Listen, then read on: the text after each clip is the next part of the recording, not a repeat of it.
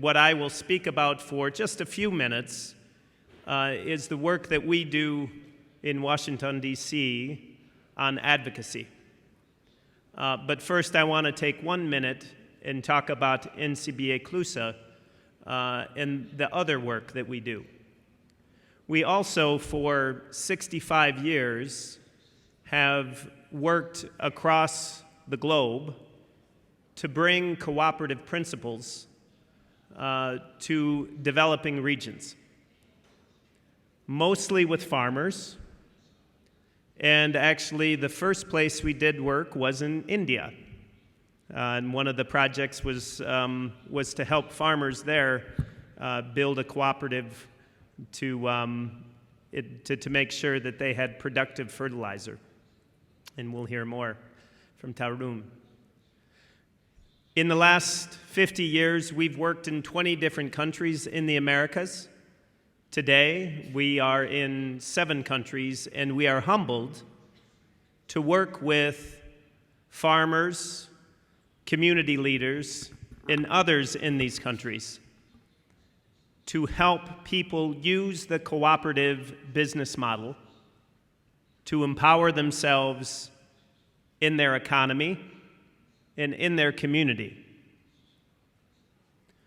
What Danilo asked me today was about what are the major challenges that cooperatives face and how do we use advocacy to lobby, to educate, and to persuade our governments that cooperatives are a key solution to these challenges.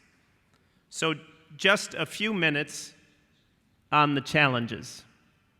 And with apologies, that is in English, but I'll tick through these, I'll list these very quickly to talk about the challenges. But before I do, I have to say that I typically don't like to frame things as only a challenge, but with every challenge, there is opportunity.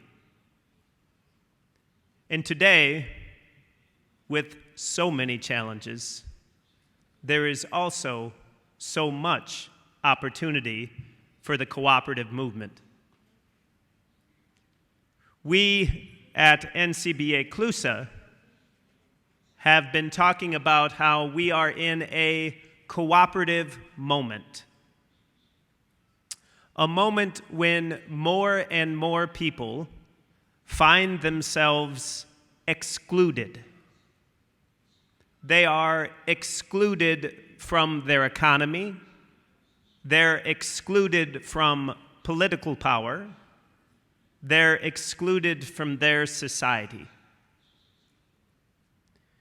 From the experience in the United States, we know that it's moments like these that more and more people, including policymakers, look to the cooperative business model as one of the key solutions.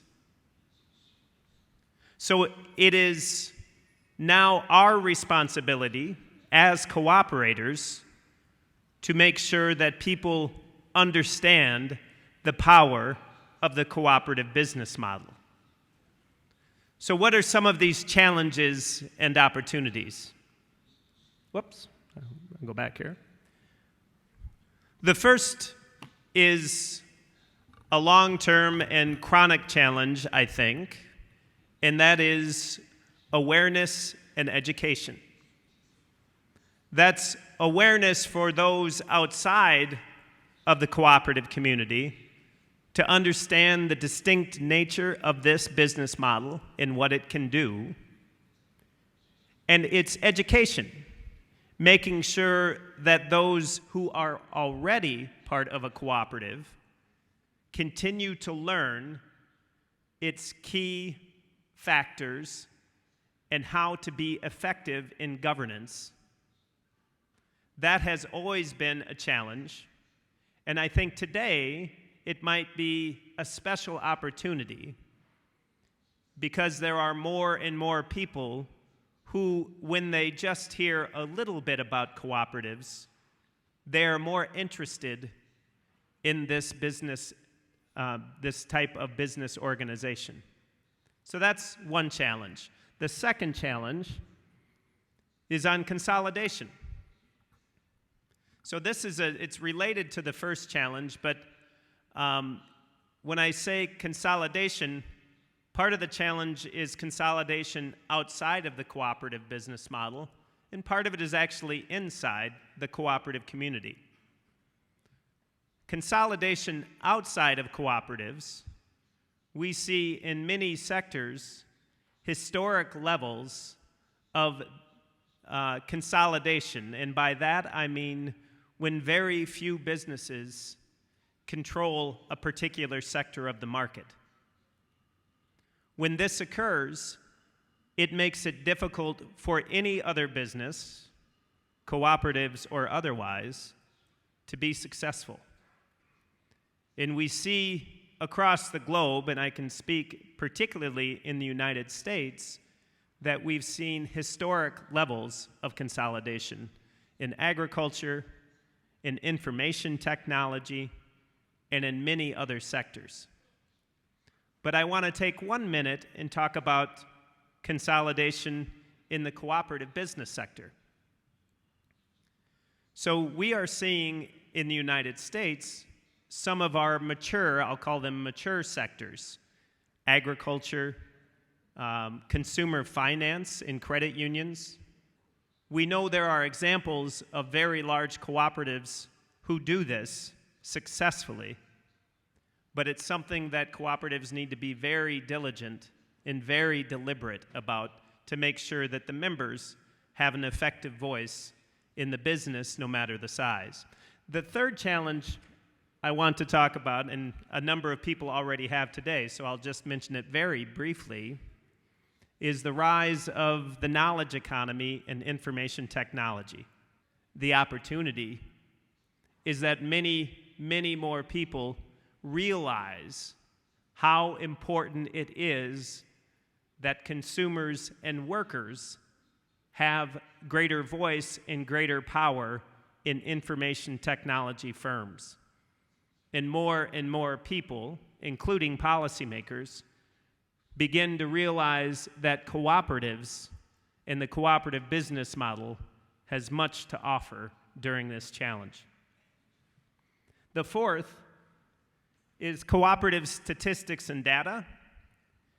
And this one, I think, this challenge is, it varies across our different countries.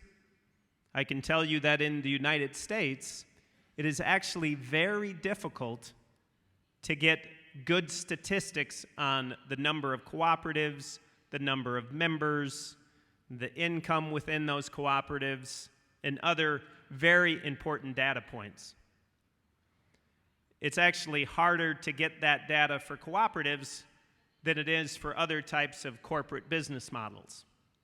The reason I say that's a key challenge today, and I'm going to be talking about advocacy in just one moment, for us as a cooperative community to tell our story, to convince policymakers of the effect and the power of cooperatives, we need to have very good data. They need to understand the impact that cooperatives are already making and the impact that is the potential of cooperatives. And the fifth challenge I have is climate change. Climate change, of course, affects everyone, every community, and every business. For cooperatives, it is a challenge for many of our farm and rural cooperatives because the growing season, the extremities of weather, in the communities, many of these communities that they live in are threatened by climate change, and we do not yet have the systems to protect these communities. We need to have policies that support people who want to use cooperatives. We have an annual event at NCBA CLUSA where many cooperators go to the Capitol to meet with their individual congressmen and senators. And this is important and a huge advantage that cooperatives have. Cooperatives are owned and controlled by the people who use the business, and the people are in the communities represented by our elected officials. That is a major benefit for cooperatives relative to other types of business, where the people who have power in the business are concentrated in the financial capital of the country or the region. We need to really make sure we use this advantage so the people of those communities are the voice of the business. The other thing we need to do, and I mentioned earlier, and a number of our speakers touched on this earlier also, is we need to tell our story. We need to tell our story quantitatively with numbers that are backed up with real data. But we also need to tell our story qualitatively so that, once again, cooperatives can be a preferred solution to the challenges that we face in our region today. Thank you very much.